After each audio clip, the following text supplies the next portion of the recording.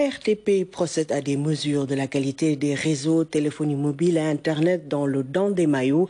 Des mesures effectuées avec des équipements de pointe embarqués. C'est pour améliorer la qualité de service. Le reportage de Ibrahima Pabité.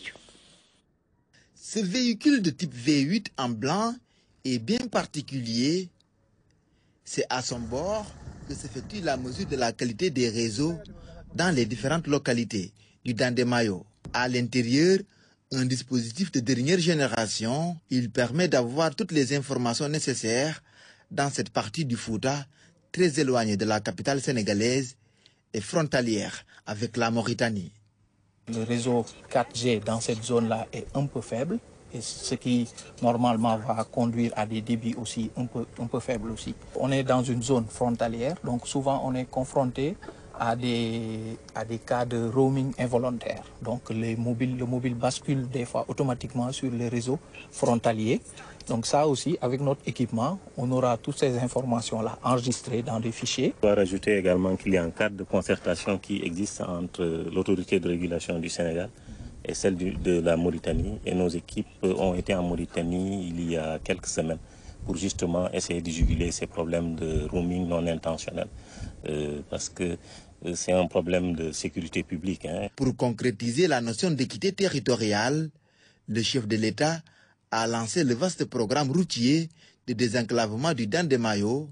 Ce désenclavement routier doit être aussi accompagné par celui des réseaux de téléphonie et de télécommunications, d'où cette descente sur le terrain du DG de l'ARTP afin d'agir efficacement. Cette campagne ponctuelle de mesure de la qualité de service découle de la nouvelle stratégie de la qualité de service développée et mise en place en fin 2020.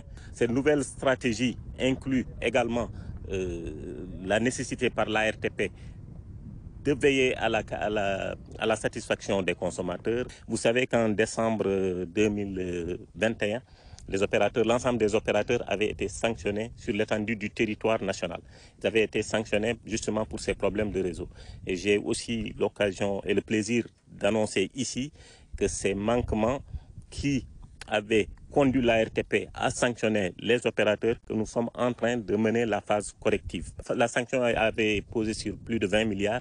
Finalement, elle avait été remodulée, elle avait porté à 26 milliards avec des obligations d'investissement. Ces obligations d'investissement couvriront également cette zone. Cette visite du DG de l'ARTP est bien appréciée par les populations du Fouta.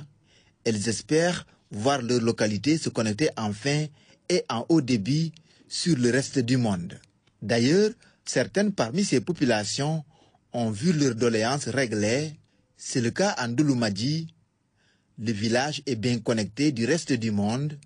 Les doléances des populations ne sont pas tombées dans l'oreille d'un sourd. Grâce à la diligence du DG de l'ARTP, ils sont à ce jour bien couverts en réseau. Elles ont exprimé leur satisfaction à l'endroit de l'État du Sénégal, qui concrétise ainsi à nouveau la notion de justice sociale.